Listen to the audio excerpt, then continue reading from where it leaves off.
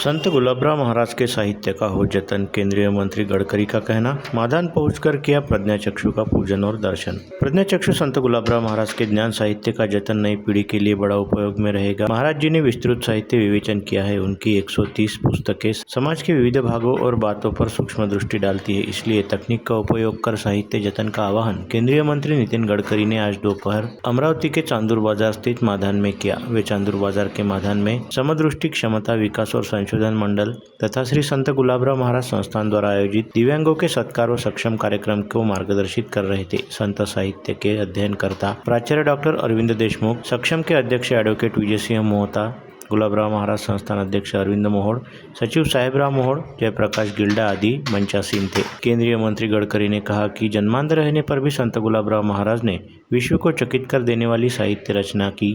सभी कठिनाइयों पर मात कर आत्मविश्वास से स्तरीय साहित्य निर्मिति के कारण मादान यह समस्त देश को ज्ञान का संदेश देने वाली प्रेरक भूमि बनी है। समाज के ज्ञान का भंडार जीवन की परिस्थितियों पर नियंत्रण कर तैयार किया जा सकता है, यह भी महाराज ने सिद्ध किया। उन्हें प्रज्ञाचक्षु इसीलिए कहा जाता था। गडकरी ने कहा कि समाज की भौतिक प्रगति आवश्यक है, साथ ही समाज को स्वस्थ जीवनमान हेतु दिशा देने का कार्य ज्ञान में होता है। यह ज्ञान महाराज जी ने दिया है। इस ज्ञान से समृद्ध हुआ जा सकता है। गुलाबराव महाराजांचं वर्णन लहानपणी केलं होतं की ते ज्ञानचक्षु, ज्ञानेश्वर कन्या, आणि दोन्ही डोळ्यांनी अंध असताना त्यांनी एवढं मोठं पुस्तकाच्या रूपाने ज्ञान आपल्या सगळ्यांना दिलं आहे की त्याची कल्पना करू शकत नाही। तिने मला सांगितलं की एक प्रकारचा हा चमत्कार आहे। आपल्या इथले वेद, उपनिषद, धर्म, संस्कृती, आयुर्वेद, संगीत असा कुठलाही विषय नव्हता की ज्याच्यावर महाराजांचं अध्ययन नव्हतं। खरं म्हणजे एक गोष्ट विशेष रूपाने समजण्यासारखी आहे आणि आजच्या संमेलनामध्ये या ठिकाणी घेण्याचं जे औचित्य आहे की दोन्ही डोळ्यांनी अंध असताना संपूर्ण समाजाला प्रभावित करणारं ज्ञानाचं भांडार संत गुलाबराव महाराजांनी आपल्याला दिलं। खरं म्हणजे दोन्ही डोळ्यांनी अंध असताना हे कसं दिलं, हा एक दैविक चमत्कार आहे।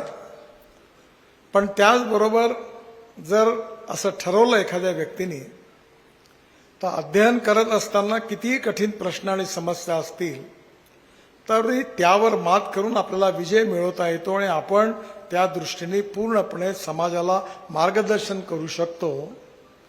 हे उदाहरण संत गुलाबराव महाराज यांनी आपल्या जीवनात सिद्ध करून दाखवलं। आणि म्हणून आज या ठिकाणी जे दृष्टिबाधित आहे, अल्पदृष्टिबाधित आहेत, त्यांना हे स्थान याकरता महत्त्वाचं आहे की आपल्या जीवनामध्ये आपण या व्यंगामुळे आता आपण जीवनात काही करू शकत नाही अशी नकारात्मक भावना मनात ठेवण्याची गरज नाही। पॉझिटिव्हिटीने आपण गुलाबराव महाराजांचा आशीर्वाद घेऊन आपल्या जीवनात देखील आपण या समस्येवर मात करून आपण यशस्वी होऊ शकतो, विजयी होऊ शकतो, हा संदेश देणारी भूमी या सगळ्यांकरता आहे। खेती किसानी ने भी नानाविध प्रयोगों के हिमायती केंद्रीय नितिन गडकरी ने कहा कि चांदूर बाजार में संतरा की पैदावार बढ़ाने इजराइल और स्पेन की तकनीक अपनाई जा रही है।